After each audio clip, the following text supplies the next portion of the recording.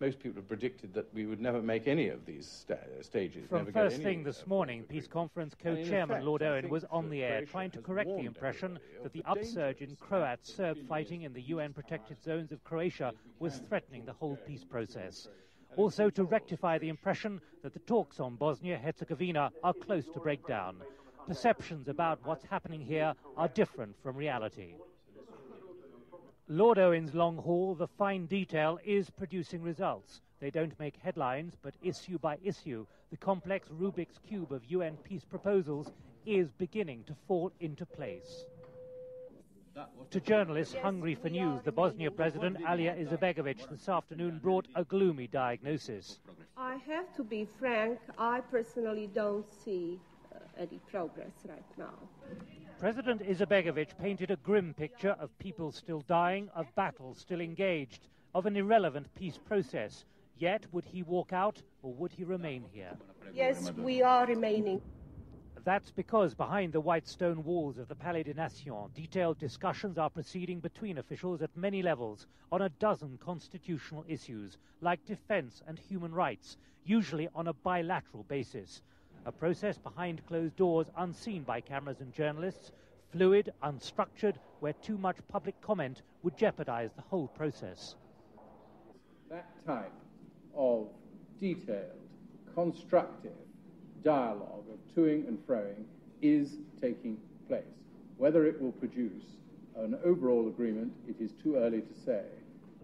In the federal Bosnia being quietly discussed here, under centralized state control, will be foreign affairs, national taxation, national defense and citizenship. Under independent control will be a central bank, the currency and the electricity grid. But each new province is likely to gain control of education, radio and television, mining and agriculture, roads, police and local taxation once the overall maps have been agreed. We are making maps and they should Crucial for the moment is the delineating of the 10 new provinces, the agreeing of lines on the new map.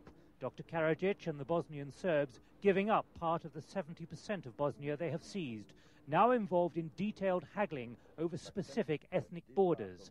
Here, for example, with Croatia.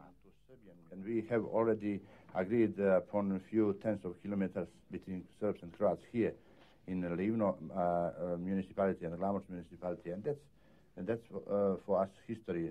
Croats recognize that this part should belong to the Serbs, and that this line is just.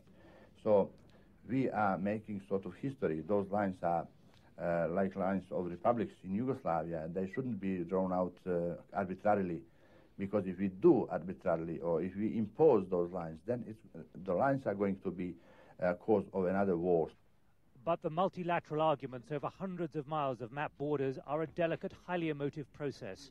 General Mladic, the Bosnian Serb military commander who masterminded the seizing of territory, awaits in Dr. Karadzic's shadows, cautioning against giving away too much.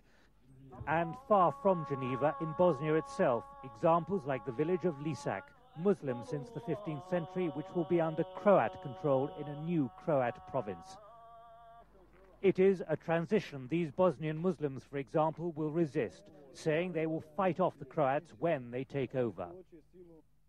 And for the Bosnians under President Izetbegović, it is concern for such Muslims being put under foreign control and a sense of their weakening negotiating position, which is forcing them to dismiss all public talk of maps. Negotiations here, they say, are doing nothing for the thousands still dying. The map is not acceptable as it is. So and that is what's true. Now, the problem is that we are sitting here where people are being killed.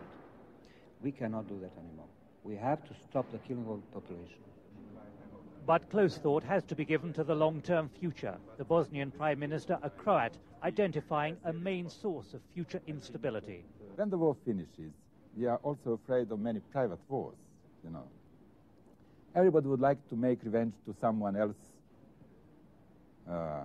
for many murders, many killings, and so on.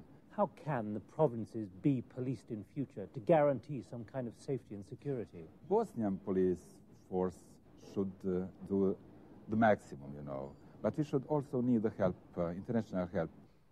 It's easy to jump to quick, often pessimistic conclusions listening to the gloomy public pronouncements from the three warring factions, yet sources here confirm reality is different.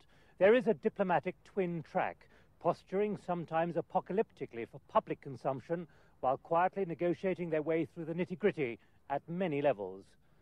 Nick Gowing, Channel 4 News, Geneva.